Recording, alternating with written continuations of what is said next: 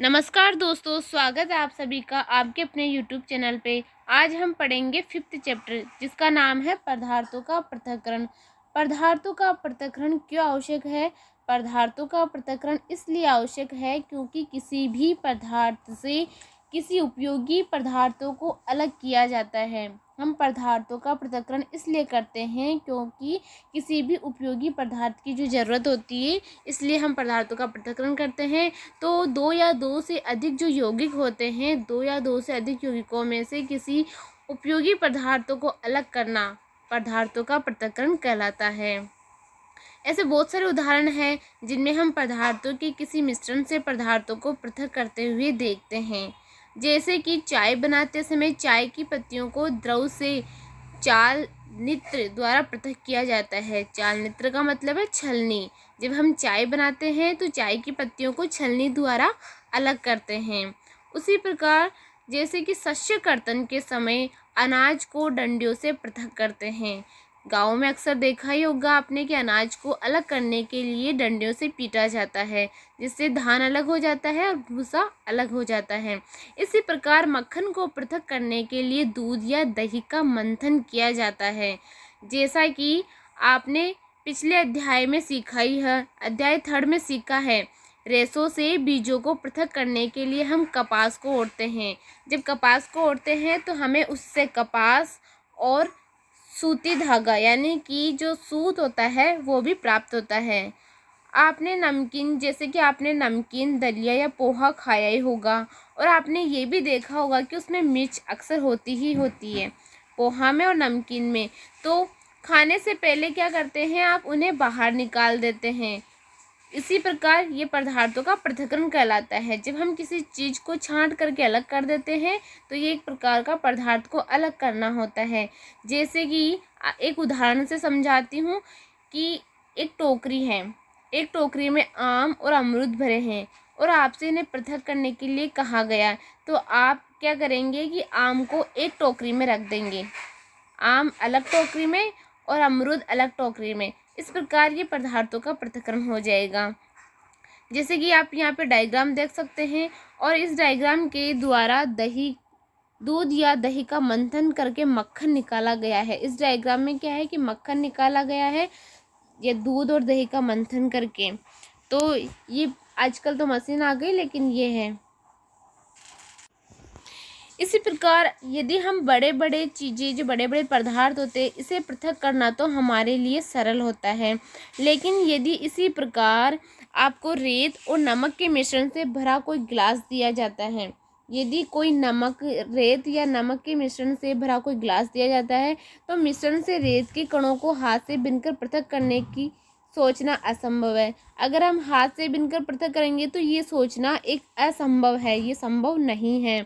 तो इसके लिए एक विधि होती है और कई सारी विधियां होती है जिसके बारे में हम जानते हैं। देखिए, पदार्थ पृथक्करण के कुछ प्रक्रम दिए गए हैं और पृथक करने का उद्देश्य तथा अवयव को पृथक करने के बारे में हम देखेंगे, इनका उद्देश्य क्या है और इनके पृथक करने के ढंग क्या है। तो इसी प्रकार ये सारणी है, इसमें दे रखा है कि हम पदार्थों को पृथक क्यों करते हैं। जैसे कि पृथक्करण प्रक्रम में दिया गया है कि चावलों से पत्थरों को पृथक करना। उद्देश्य क्या है? अनुपयोगी अवयवों को दूर करना। इसमें ये दिया जाएगा कि अनुपयोगी अवयवों को दूर करना।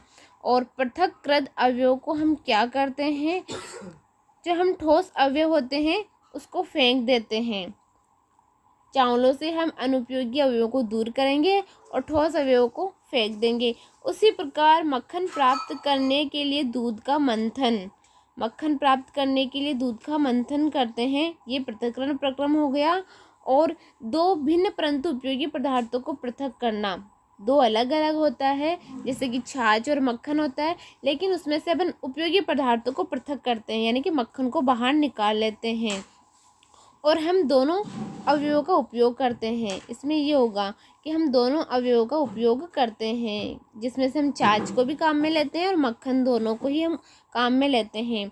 चाय की पत्तियां पृथक करना, चाय की पत्तियों को पृथक करना है तो इसमें क्या करते हैं हम कि हानिकारक अवयवों अथवा अशुद्धियों को दूर करते हैं। जो हानिकारक होते हैं उनको दूर करते हैं। और इसमें दे रखा है पृथककृत अवयवों का हम क्या करते हैं कि हम अशुद्धियों को फेंक देते हैं। जब हमारे जो काम नहीं आती अशुद्धि उसको हम फेंक देंगे। जैसे कि चाय की पत्ती है तो हमारे काम नहीं आती तो हम पेड़ पौधों में या कहीं पर डाल देते हैं, इनको फेंक देते हैं।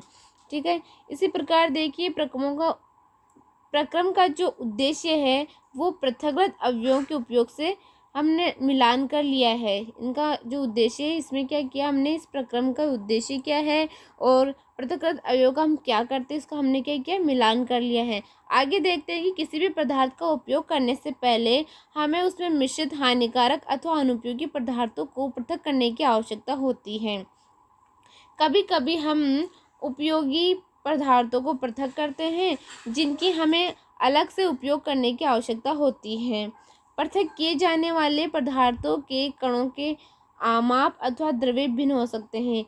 ये जो हम पृथक करेंगे इनके कणों के जो आमाप या द्रव्य कुछ भी हो सकते हैं, जैसे कि ठोस भी हो सकता है, द्रव भी, गैस भी, ये कुछ भी हो सकते हैं। इसलिए हम किन्हीं भी पदार्थों के ऐसे मिश्रण का पृथक करते हैं जिनके गुणधर्मों में अत्यधिक भिन्नता होती है। हम उन पदार्थों का पृथक्करण करते हैं जिसमें क्या होती है, गुणधर्मों में क्या दिखाई देगी, हमें भिन्नता दिखाई देगी कुछ ना कुछ। इस प्रकार यहाँ पे ना पृथक्करण की विधियाँ दी गई हैं। तो कई प्रकार की होती है पृथक्करण की विधियाँ, कुछ कठिन भी होती है और कुछ सरल भी होती हैं। इसके अंदर पहली विधि है हस्तचयन। इसके अंदर क्या करेंगे कि एक दुकान से जब हम खरीदे गए कोई अनाज खरीदते हैं या अनाज का पैकेट खरीदा है तो उस अनाज को हम क्या करेंगे, कागज़ की शीट पर फैलाएंगे और कागज़ की शीट पर एक ही प्रकार के अन्न कण, यानी कि कई सारे एक ही प्रकार के अन्न कण दिखाई देंगे। उसके अंदर पत्थर के टुकड़े, भूसी, टूटे हुए अन्न कण तथा अन्य खाद्य कण भी होते हैं। और पत्थर के टुकड़े, भूसे और अन्य कणों को हम क्या करेंगे, हाथों से बीन करके अलग कर लेंगे। हस्तचयन की इस विधि का उपयोग हम गेहूं, चावल तथा दालों के कुछ बड़े मिट्टी के कणों, पत्थर तथा भूसे को पृथक करने में करते हैं।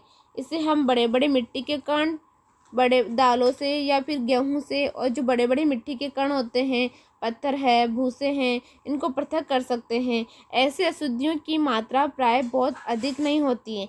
ऐसी स्थितियों में हस्तचयन द्वारा पदार्थों को पृथक करना एक सुविधाजनक विधि है। ये हस्तचयन की विधि एक सुविधाजनक है और जो बड़े बड़े पत्थर के कण होते हैं उनको हम आसानी से अलग कर सकते हैं हस्तचयन द्वारा। अगली विधि है थ्रेसिंग में क्या होता है कि खेत और खलिहानों में गेहूं या चावल की सूखी डंडियों के गट्ठर होते हैं बड़े बड़े, और इन डंडियों से हम क्या करते हैं, अनाज को अलग करते हैं। थ्रेसिंग विधि में ये होता है कि जो गट्ठर होते हैं बड़े बड़े अनाज के, जो सूखी डंडियों को जो उससे हम क्या करते हैं, अनाज को अलग करते हैं। अब अलग करने के लिए हम क्या करेंगे, सबसे पहले उन्हें धूप में सुखाएंगे। जो डंडियों के गट्ठर होते हैं उनको हम क्या करेंगे, धूप में सुखाएंगे। प्रत्येक डंडी पर अन्न कण चिपके होते हैं। खेतों में रखे सैकड़ों गट्ठर पर चिपके अन्य कणों की संख्या हमने देखी भी है। तो जैसे कि आपने देखा होगा कि आमों तथा अमरूदों को वृक्षों से तोड़ा जा सकता है।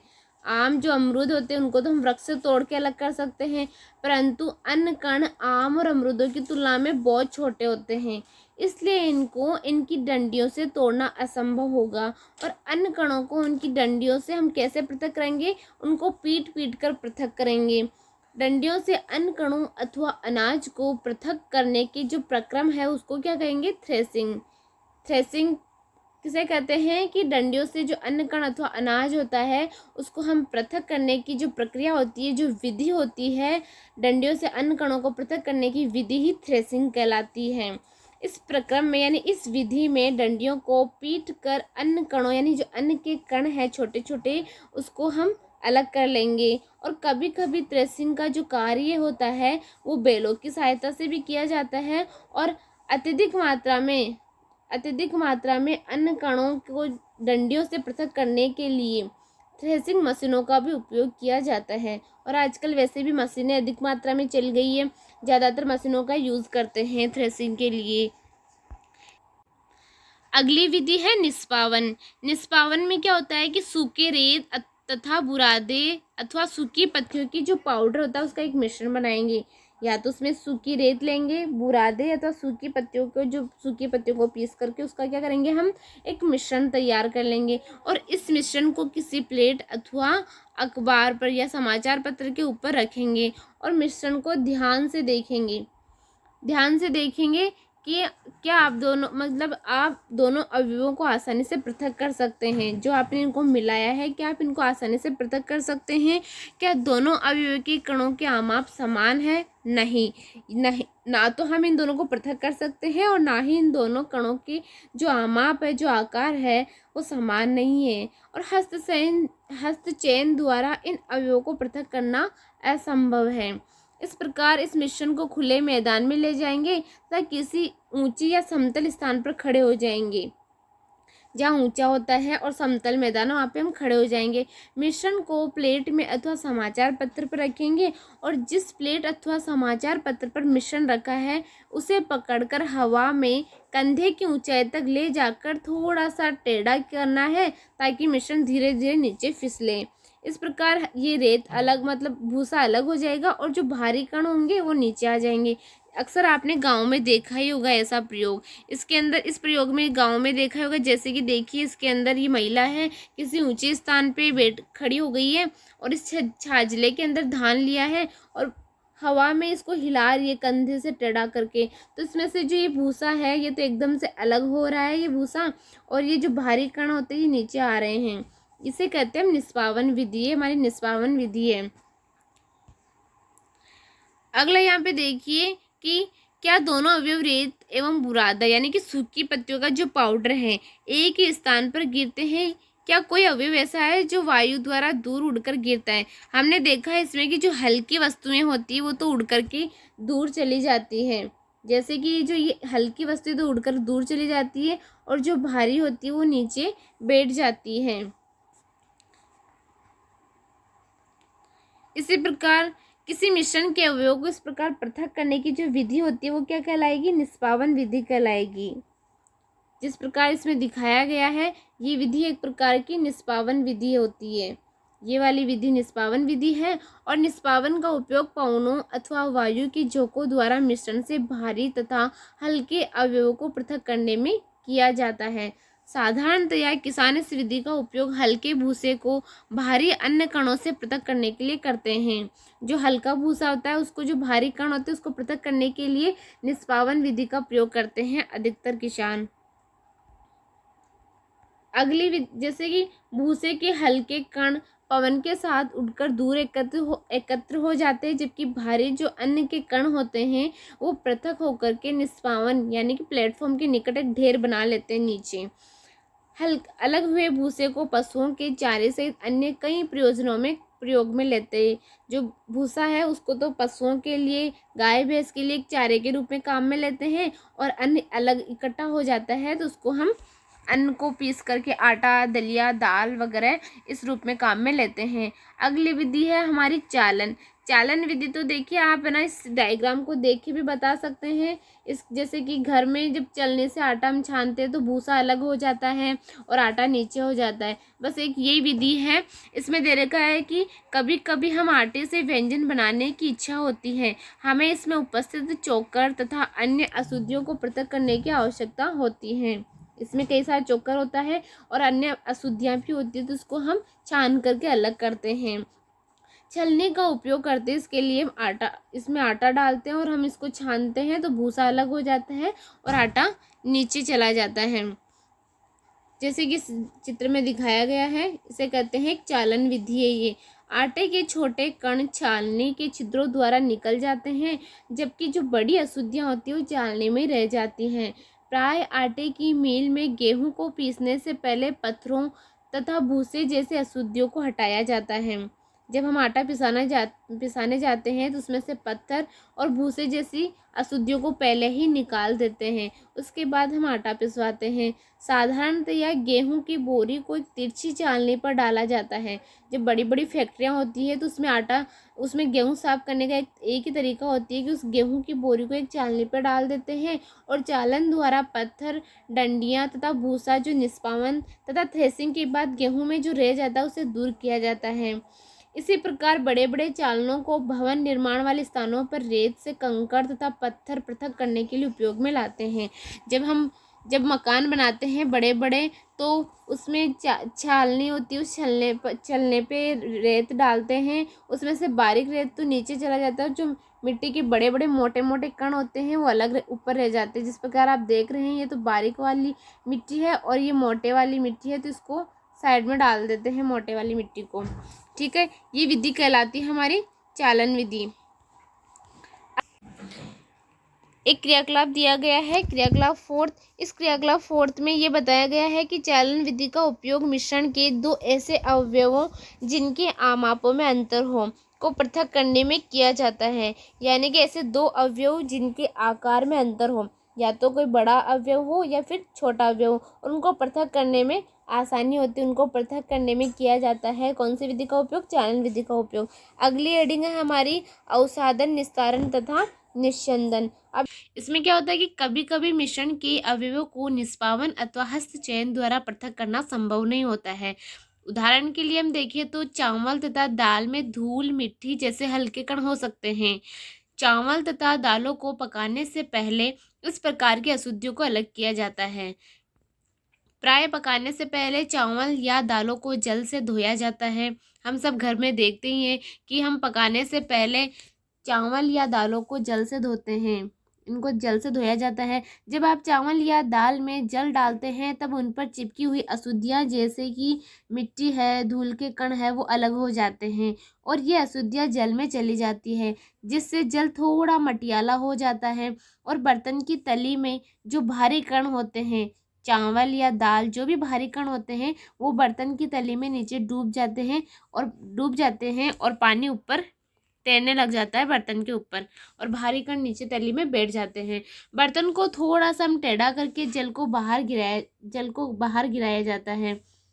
मिश्रण में जल मिलाने पर भारी अवयवों के नीचे तली में बैठ जाने की जो क्रिया होती है उसको अवसादन कहते हैं। जब भी मिश्रण में हम जल मिलाएंगे, जल मिलाने पे जो भारी कण होंगे वो तली में नीचे बैठ जाएंगे, तो इस प्रक्रिया को हम क्या कहेंगे? अवसादन कहते हैं। अवसादित मिश्रण को बिना हिलाए जल को मिट्टी सहित उड़ेलने की क्रिया निस्तारण कहते हैं। अब हम ऐसे अन्य मिश्रणों का पता लगाएंगे जिसमें अवयवों को अवसादन तथा निस्तारण विधि द्वारा पृथक किया जा सकता है। नीचे देखेंगे कि ये सिद्धांत जो है ऐसे द्रवों के मिश्रण को पृथक करने में भी उपयोग में लाया जाता है जो आपस में मिश्रित नहीं होते हैं। कभी आपस में मिश्रित नहीं होते हैं, उसमें ये काम में लिया जाता है ये विधि। उदाहरण के लिए हम देखते हैं जैसे कि तेल तथा जल को उनके मिश्रण से इसी विधि द्वारा पृथक किया जाता है। यदि द्रव के ऐसे मिश्रणों को कुछ समय के लिए रखा रहने दिया जाए तो वो अलग अलग परतों में बढ़ जाते हैं। इसके बाद जो अवयव ऊपरी परत बनाता है उसे हम निस्तारण द्वारा पृथक कर लेते हैं।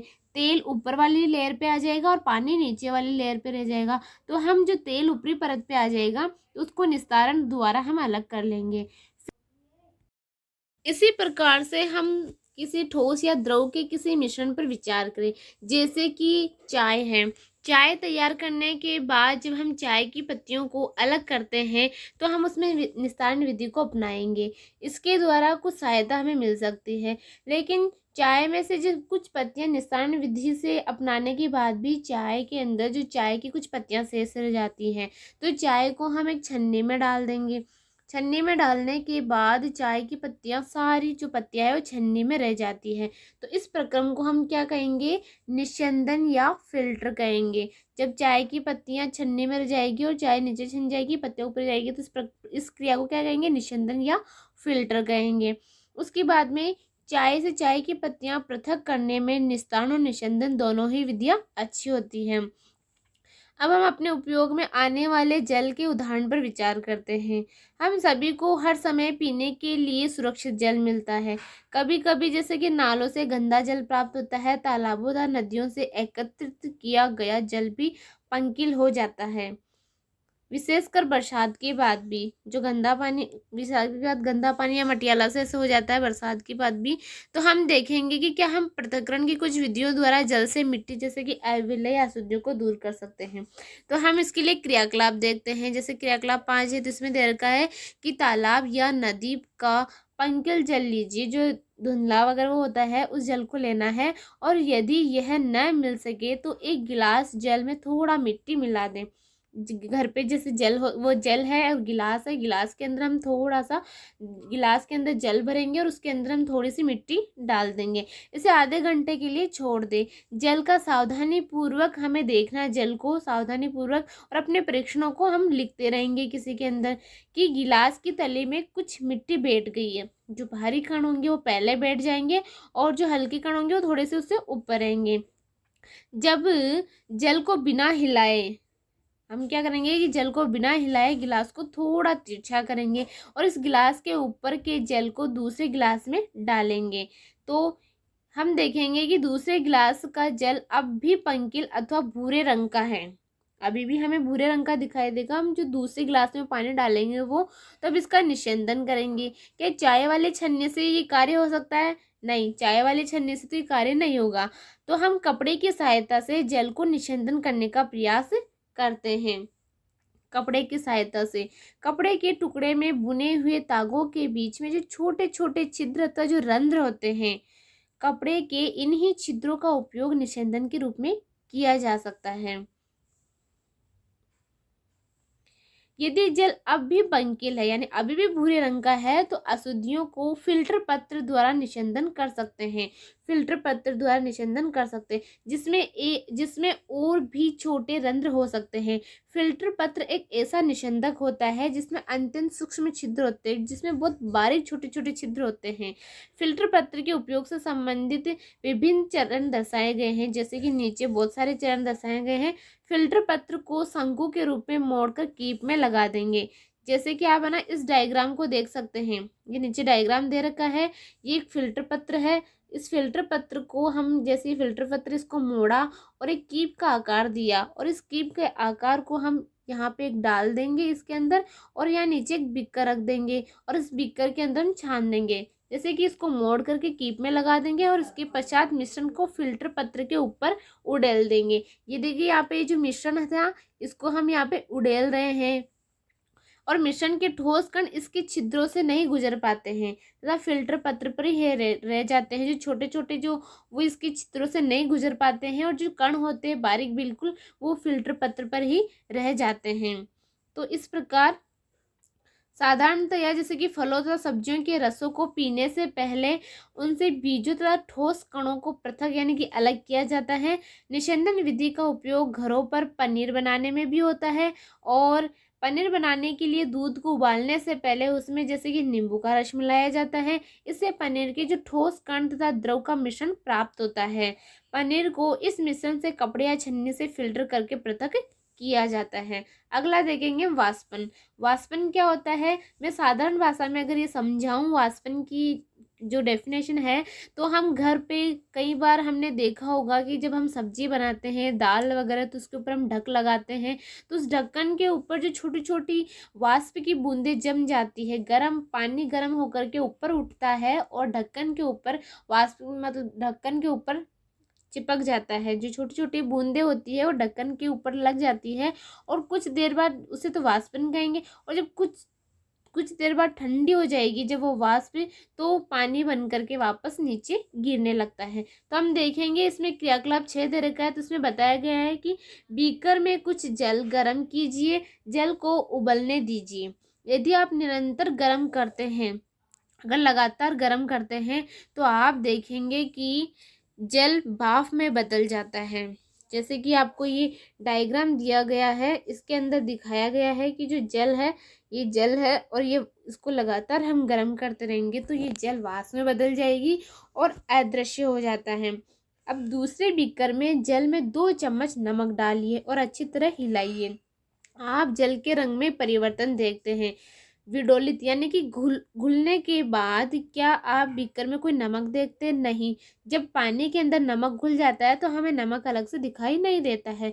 तो नमक के जल से भरे बीकर को गर्म कीजिए। अब हम क्या करेंगे कि जिसमें इसके अंदर पानी भी है प्लस में नमक भी है, इसके अंदर नमक भी है, इसके अंदर इस बीकर के अंदर पानी प्लस नमक दोनों ही है। अब हम क्या करेंगे कि इस जो नमक और पानी का जो मिश्रण है इसको हम गर्म करेंगे बीकर के अंदर और जल को उबलने देंगे। तो बीकर में जब है ना भाप बन करके जल तो ऊपर निकल जाएगा, वाष्प के रूप में जल बाहर निकल जाएगा और बीकर के अंदर केवल नमक बच जाएगा। हम देखते हैं तो नमक युक्त जल से बीकर को हमने गर्म किया है। तो इस जो हमने क्रियाकलाप किया है तो हमने मिश्रण से जल तथा नमक को पृथक करने के लिए वाष्पन की प्रक्रिया का प्रयोग किया है। जो पानी होगा वो तो गर्म होकर के वाष्प के रूप में ऊपर उठ जाएगा और बीकर में केवल शेष नमक बचा रहेगा। जल को उसके वाष्प में परिवर्तित करने की जो क्रिया है, जल जो वाष्प में बन जाएगा तो वाष्प में बनने की क्रिया क्या कहलाएगी? वाष्पन। जल का वाष्प में परिवर्तन होना ही वाष्पन कहलाता है। जहाँ पर जल होता है वाष्पन की जो क्रिया होती है, जो प्रक्रिया होती है वो निरंतर होती रहती है। विचार जैसे कि आपके विचार से नमक कहाँ से आता है? समुद्र के जल में अत्यधिक मात्रा में लवण मिश्रित होते हैं। वो हम सब जानते हैं कि समुद्र का पानी खारा होता है तो ऑब्वियसली उसके अंदर नमक मिला हुआ रहता है और लवण की मात्रा ज़्यादा रहती है, इस वजह से वो खारा पानी होता है। इन्हीं लवणों में से एक लवण साधारण नमक है। जब समुद्र के जल को बड़े बड़े जो गड्ढे होते हैं, गड्ढों में भरकर छोड़ दिया जाता है तो सूर्य के प्रकाश से जल गर्म होकर वाष्पन द्वारा धीरे धीरे वाष्प में बदलने लगता है। वाष्पन की क्रिया द्वारा उस जो समुद्र का पानी है वो वाष्प में बदलने लग जाता है और कुछ समय बाद जो सारा जल है वाष्पित हो जाता है तथा ठोस लवण नीचे बच जाते हैं। इसके पश्चात इन लवणों के मिश्रण का शोधन करके साधारण नमक प्राप्त किया जाता है। इस प्रकार हम साधारण नमक प्राप्त कर सकते हैं इस क्रिया द्वारा। जैसे कि इस डायग्राम में दिखाया गया है कि समुद्र जल से नमक प्राप्त करना। समुद्र जल से नमक कैसे प्राप्त किया है? ये समुद्र का पानी है, ये समुद्र का पानी है। जैसे कि आप इस डायग्राम में देख सकते हैं ये समुद्र का पानी है और यहाँ पे देखिए छोटे छोटे गड्ढे बनाए गए हैं और इस गड्ढे के अंदर समुद्र का पानी डाल दिए हैं और ये जब ना सूर्य की जो किरण आएगी, प्रकाश आएगा, उससे जो पानी है वाष्पित हो जाएगा और नीचे जो है ना नमक बच जाएगा। इस प्रकार इन्होंने एक नमक तैयार किया है। ठीक है, अगले हम देखते हैं इसके अंदर पृथक्करण की एक से अधिक विधियों का उपयोग। हमने अभी तक पृथक्करण की विधियां देखी है, लेकिन एक से अधिक विधियों का उपयोग हम कैसे कर सकते हैं? हमने पदार्थों को पृथक करने की कुछ विधियों के बारे में अध्ययन किया है। प्राय किसी मिश्रण में उपस्थित विभिन्न अवयवों को पृथक करने में केवल एक विधि का उपयोग पर्याप्त नहीं होता है। जब हम किसी भी अवयव को पृथक करते हैं तो उसके लिए केवल एक विधि पर्याप्त नहीं होती है। ऐसी स्थिति में हमें एक से अधिक विधियों का उपयोग करने की आवश्यकता होती है। जैसे कि यहाँ पे क्रियाकलाप 7 ये दिया गया है, रेत और नमक का मिश्रण लेना है और इसे आप कैसे पृथक करेंगे वो देखना है। कि हमने पहले भी देखा है हस्तचयन विधि इसके पृथक्करण के लिए व्यवहारिक नहीं होगी। रेत और नमक को हम हस्तचयन विधि द्वारा हम अलग नहीं कर सकते हैं। इस मिश्रण को हम क्या करेंगे कि बीकर में रखेंगे, इसमें कुछ जल मिलाएंगे और इसके बाद बीकर को कुछ समय के लिए एक और रख देंगे। हम देखते हैं कि रेत बीकर की तली में नीचे बैठा रहता है। रेत जो है बीकर की तली में नीचे बैठा रहता है। इसे निस्तारण या निस्यंदन द्वारा पृथक कर सकते हैं। हम इसे निस्तारण द्वारा अलग कर लेंगे और निस्तारित द्रव में क्या होगा? हम सोचते हैं कि इस जल में वही नमक है जो कि आरंभ में मिश्रण में था। अब इस निस्तारित द्रव से नमक व जल को पृथक करना है। जो हमने अलग किया है उस द्रव से हमें नमक व जल दोनों को अलग करना है। तो इस द्रव को किसी केतली में भरकर इसका ढक्कन बंद कर देंगे। कोई भी केतली लेंगे उसके अंदर हम ये द्रव डाल देंगे, उसका ढक्कन बंद कर देंगे। अब कुछ समय तक केतली को गर्म करना है। क्या आप केतली की टोटी से भाप निकलते हुए देख रहे हैं?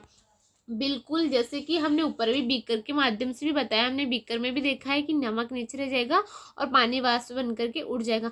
उसी प्रकार वो तो इसमें उसी प्रकार यहाँ पे आप देख सकते हो कि यहाँ पे हमें जल को भी अलग करना है और नमक, दोनों ही हमारे पास होना चाहिए, जल भी होना चाहिए और नमक भी होना चाहिए।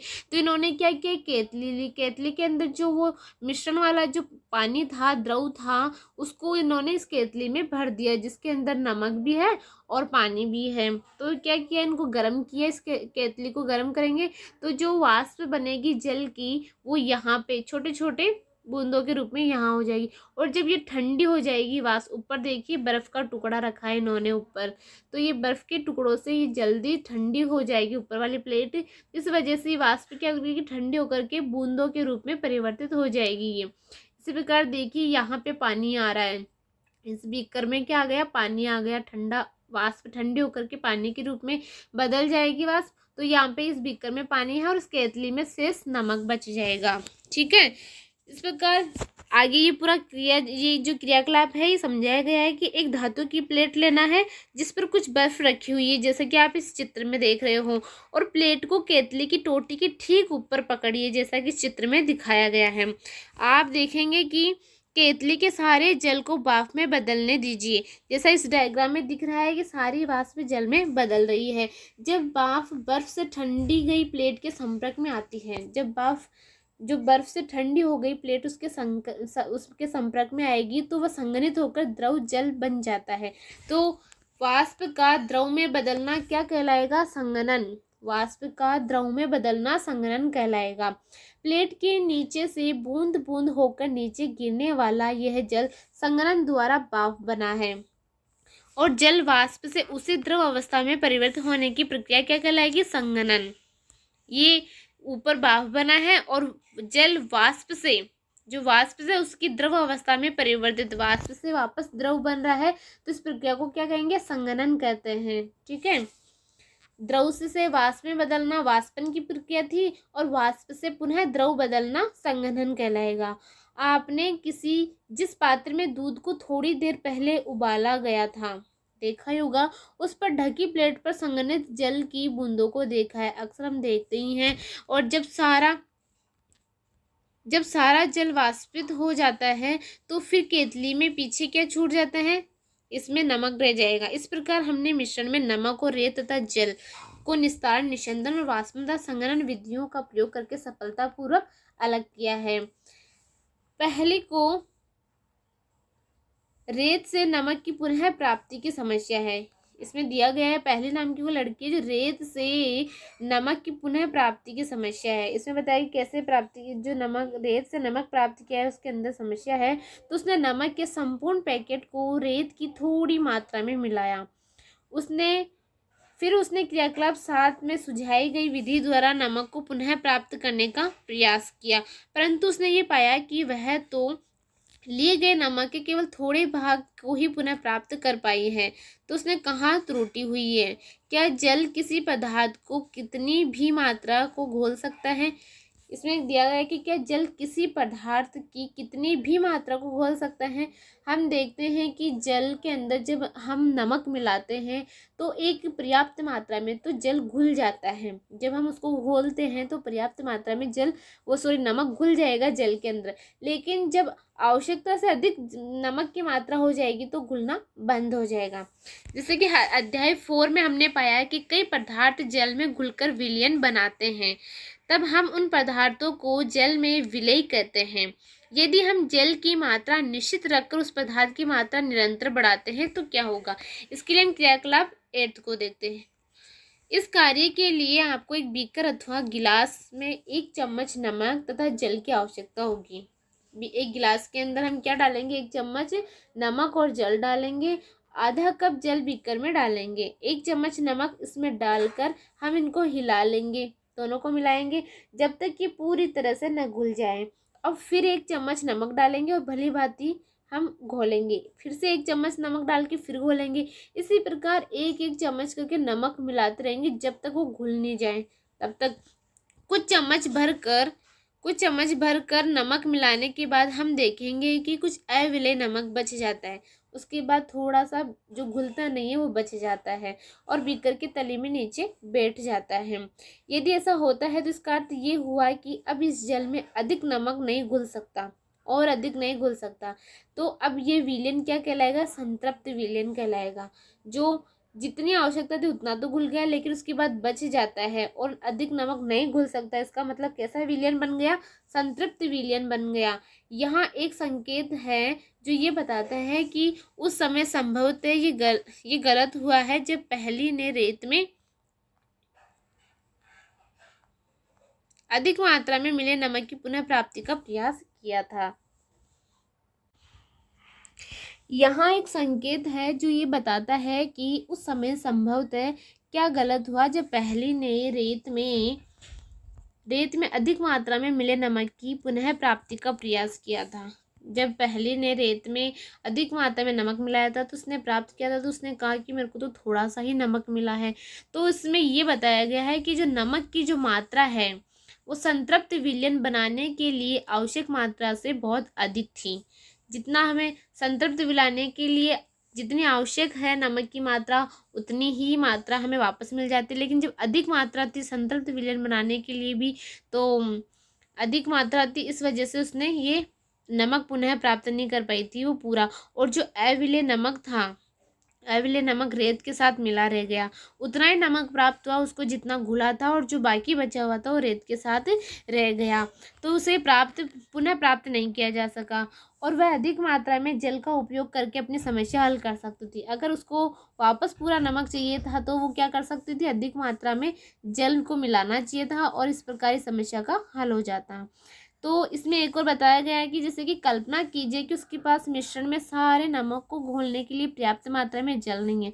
सपोज करो कि उसके पास यदि जल भी ना हो पर्याप्त मात्रा में, तो किसी अन्य उपाय द्वारा जल की उसी मात्रा में संतृप्त विलयन बनने से पूर्व पहले से अधिक नमक घोला जा सकता है। इसके लिए हम एक क्रियाकलाप करेंगे। इस क्रियाकलाप में जैसे क्रियाकलाप 9 है, तो इसमें क्या दिया गया है कि बीकर में कुछ जल लीजिए।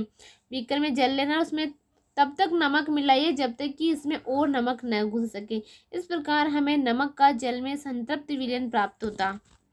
हम एक संतृप्त विलयन बना लेंगे और अब इस संतृप्त विलयन में कम मात्रा में नमक मिलाएंगे और इसे गर्म करेंगे। हम देखेंगे कि बीकर की तली वाले नमक जो बीकर की तली में बैठा हुआ था वो भी घुल गया। यदि हाँ, तो इस विलयन को गर्म करने पर इसमें और अधिक नमक घोला जा सकता है। इस गर्म विलयन को ठंडा होने दीजिए और बीकर की तली में नमक पुनः बैठता दिखाई देता है। ये क्रियाकलाप हमें बताता है कि गर्म करने पर नमक की अधिक मात्रा घोली जा सकती है। जब हम नमक को गर्म करेंगे तो अधिक मात्रा घोली जा सकती है। जल में विभिन्न विलेय पदार्थ की समान मात्रा घुलती है। क्रियाकलाप 10 में दिया गया है कि 2 गिलास लीजिए। हमें 2 गिलास लेना है और प्रत्येक में आधा कप पानी मिलाएंगे। आधा कप पानी भरेंगे उसके अंदर, प्रत्येक गिलास के अंदर क्या करेंगे, आधा कप पानी भर देंगे और एक गिलास में 1 चम्मच नमक मिलाएंगे और उस नमक को तब तक हम हिलाते रहेंगे जब तक कि वह घुल न जाए। और एक चम्मच नमक की मात्रा विलयन संतृप्त होने तक डालते जाएंगे जब तक कि वो विलयन संतृप्त ना हो जाए। संतृप्त विलयन बनने तक हम डालते जाएंगे और नमक के चमचों की जो चम्मच डाले जितनी भी उसकी संख्या जो कि घोली गई है उसको सारणी में लिखते रहेंगे। हमें सारणी में लिखते रहेंगे ताकि हमें पता रहे। इस क्रियाकलाप को चीनी से भी दोहराएंगे। ऐसा क्रियाकलाप हम चीनी के साथ भी कर सकते हैं। इसको जल में विलय अन्य पदार्थों से भी दोहराया जा सकता है। जैसे कि सारणी 5.2 उसमें ना जो जानकारियाँ जो भी हमें प्राप्त हुई है वो जानकारी हम लिख देंगे। नमक के कितने चम्मच घुले हैं, चीनी के कितने हैं, ठीक है। ऐसे भिन्न भिन्न मात्रा को घोलते रहेंगे और उसका एक हम चार्ट बना लेंगे। हमने पदार्थों के पृथक्करण की कुछ विधियों के विषय में चर्चा की है। इस अध्याय में प्रस्तुत पृथक्करण की विधियों का उपयोग विज्ञान प्रयोगशाला में भी किया जा सकता है। इन जो पृथक्करण की विधियाँ इसका उपयोग विज्ञान प्रयोगशाला में भी कर सकते हैं। हमने ये भी सीखा कि पदार्थ को द्रव में घोलने से विलयन बनता है। जब हम किसी भी पदार्थ को द्रव में घोलेंगे तो विलयन बन जाएगा। और यदि विलयन में और पदार्थ न घोल सके, यदि हम जितनी आवश्यक है किसी पदार्थ की उतनी ही उतना ही पदार्थ घुलेगा उसके अंदर, जल के अंदर, तो वो एक प्रकार का संतृप्त विलयन बनेगा। तो हमने इसमें संतृप्त विलयन बनाना भी सीखा है, विलयन कैसे बनता है ये भी सीखा है, पृथक्करण की अनेक विधियां सीखी है जिसमें हस्तचयन विधि है, द्रव को अलग कैसे करना है वो वाली विधि भी है, अवसाधन, निस्तारण, निषंदन, ये सारी विधियां हमने देखी है। तो इसके बाद हम इसकी ये सारांश है, सारांश में दे रखा है कि हस्तचयन, निष्पावन, चालन, अवसाधन, निस्तारण तथा निषंदन मिश्रणों से उसके अवयवों यानी कि जो भी उसके कारण उसको पृथक्करण की कुछ विधियां हमने देखी है। अनाज से भूसा और पत्थरों को हस्तचयन द्वारा पृथक किया जा सकता है। भूसा अनाज की, ये इसका सारांश दे रखा है सारा, ठीक है। भूसा अनाज के भारी बीजों से निष्पावन विधि द्वारा पृथक किया जा सकता है। किसी मिश्रण के कणों की आमाप में जो भी उसका आकार, उसके अंतर का उपयोग चालन तथा निषंदन प्रक्रियाओं द्वारा पृथक किया जा सकता है। रेत और जल के मिश्रण में रेत की जो भारी कण है वो बीकर के अंदर नीचे तली में बैठ जाते हैं और निस्तारण की विधि द्वारा जल को पृथक किया जा सकता है। हमने सारी विधियां देखी हैं। अभ्यास क्वेश्चन देखते हैं कि हमें किसी मिश्रण के विभिन्न अवयवों को पृथक करने की आवश्यकता क्यों होती है।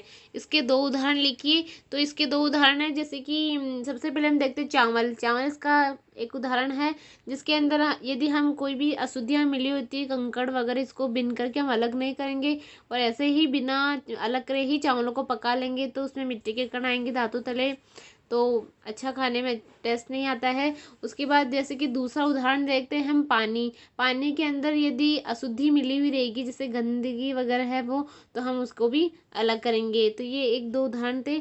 अगला क्वेश्चन है, निष्पावन से क्या अभिप्राय है, ये कहाँ उपयोग किया जाता है। निष्पावन, निष्पावन से क्या अभिप्राय है, ये कहाँ उपयोग किया जाता है। निष्पावन तो आपने देखा ही होगा, जैसे कि खेत वगैरह है, खेतों में जो अनाज निकलता है तो उसके अंदर जो हल्की अशुद्धियाँ मिली हुई रहती है अनाज के अंदर, जैसे कि भूसा है वगैरह, जो भी छोटे मोटे हल्के कण वगैरह या हल्के भूसे वगैरह जिसमें मिली हुई रहती है हल्की अशुद्धियाँ, तो उसको हम क्या करेंगे, अनाज को अपने कंधे तक लेके जाएंगे, एक किसी भी बर्तन में रख लेंगे। उसके बाद हवा के माध्यम से उसको हम अनाज को डालते जाएंगे। जो हल्की अशुद्धियाँ रहेगी भूसा वगैरह वो दूर जाके गिरेगा और जो भारी कण है वो भारी होने के कारण नीचे इकट्ठे हो जाएंगे। इस प्रकार हम निष्पावन विधि द्वारा अनाज में से भूसे को अलग कर सकते हैं। अगला थर्ड क्वेश्चन है कि पकाने से पहले दालों के किसी नमूने से आप भूसे एवं धूल के कण कैसे पृथक करेंगे। अगर हम दाल है या फिर चावल जो भी हम कहते हैं दाल वगैरह, इनको पकाने से पहले हम भूसे और धूल के कण को अलग करने के लिए हम उनको पानी यानी जल से धोएंगे। जल से धोने के बाद जो भारी कण है वो नीचे बैठ जाएंगे और जो हल्के अशुद्धियाँ रहेगी, धूल के कण भूसा वगैरह, वो पानी के अंदर तैरते रहेंगे, तो उसको हम निस्तारण द्वारा अलग कर लेंगे। अगला है, छालन से क्या अभिप्राय है। छालन की कहाँ उपयोग होता है। छालन से क्या अभिप्राय है, कहाँ उपयोग होता है। छालन तो हम जैसे कि घर में देखते ही है कि जब आटा छालते हैं तो हम छालन द्वारा हम वो भी छान लेते हैं, ऊपर भूसा रह जाता है। इसी प्रकार हम जब कोई मकान वगैरह बनाते हैं तो उसके अंदर जो छालन होता है उसके माध्यम से हम रेत को डालते हैं, तो रेत के जो बारीक कण है वो तो नीचे बैठ जाएंगे, नीचे आ जाएंगे, और जो मोटे मोटे कंकड़ होते हैं वो ऊपर छालन के ऊपर मतलब छालने पे रह जाते हैं और उसको हम अलग कंकड़ को अलग कर लेंगे। इस प्रकार हम दो वस्तुओं को अलग कर लेंगे। इसके अंदर बड़ी भारी जो मोटे मोटे कंकड़ उनको और बारीक रेत है उनको अलग छालन द्वारा अलग कर सकते हैं।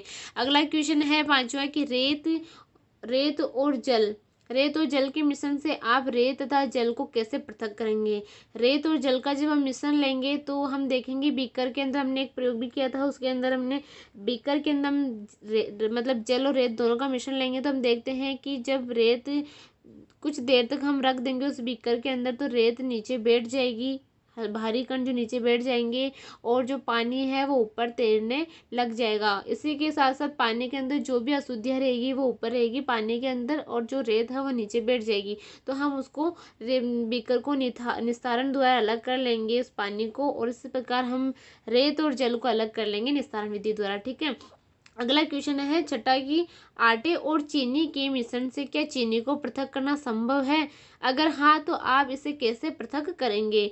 यदि चीनी मोटी है तो हम आटे को छलनी द्वारा छानेंगे तो जो आटा तो नीचे आ जाएगा छलनी के माध्यम से, और चीनी के मोटे कण होने के कारण वो छलनी के ऊपर ही रह जाएंगे। इस प्रकार हम आटे और चीनी के मिश्रण को अलग कर सकते हैं। और यदि चीनी घुली हुई है, मिश्रण मतलब पानी की तरह एकदम घुली हुई है विलयन के माध्यम से, तो हम उसको अलग नहीं कर सकते, वो संभव नहीं है। फिर 7वां क्वेश्चन है कि पंकिल जल के किसी नमूने से आप स्वच्छ जल को कैसे प्राप्त करेंगे। जो बुरा जल, गंदा जल होता है, उससे हमें स्वच्छ जल प्राप्त करना है, तो इसके लिए हम क्या करेंगे। इसके लिए हम वही करेंगे कि इनको वही बर्तन में लेंगे, उसके अंदर क्या करेंगे कि भारी जो कण होंगे वो नीचे बैठ जाएंगे, और हम फिर उसके बाद में उसको अलग कर लेंगे निस्तारण द्वारा। इसके अंदर निस्तारण है अवसादन, इस विधि का उपयोग करेंगे, या फिर उसके बाद फिल्ट्रेशन करेंगे। अगर निस्तारण द्वारा भी अगर जल स्वच्छ नहीं होता है तो हम फिल्ट्रेशन करेंगे। फिल्ट्रेशन के अंदर जो स्वच्छ जल फिल्टर के माध्यम से हम फिल्टर विधि होती है ना, फिल्ट्रेशन विधि के माध्यम से हम स्वच्छ जल को प्राप्त कर सकते हैं। अगला क्वेश्चन देखिए, 8वां क्वेश्चन है जिसमें रिक्त स्थान को भरिए। धान के दानों को डंडियों से पृथक करने की विधि को क्या कहेंगे। धान को डंडियों से हम पृथक करते हैं तो इस विधि को हम थ्रेसिंग कहते हैं। अगला है, किसी एक कपड़े पर दूध को उड़ेलते हैं तो मलाई उस पर रह जाती है, पृथक्करण की ये प्रक्रिया क्या कहलाती है। जब हम डालेंगे तो मलाई ऊपर रह जाएगी, तो ये फिल्ट्रेशन कहलाएगी पृथक्करण की। समुद्र के जल से नमक किस प्रक्रिया द्वारा प्राप्त कर सकते हैं कि समुद्र के जल से हम नमक प्राप्त करने की जो प्रक्रिया है वो वाष्पन विधि द्वारा।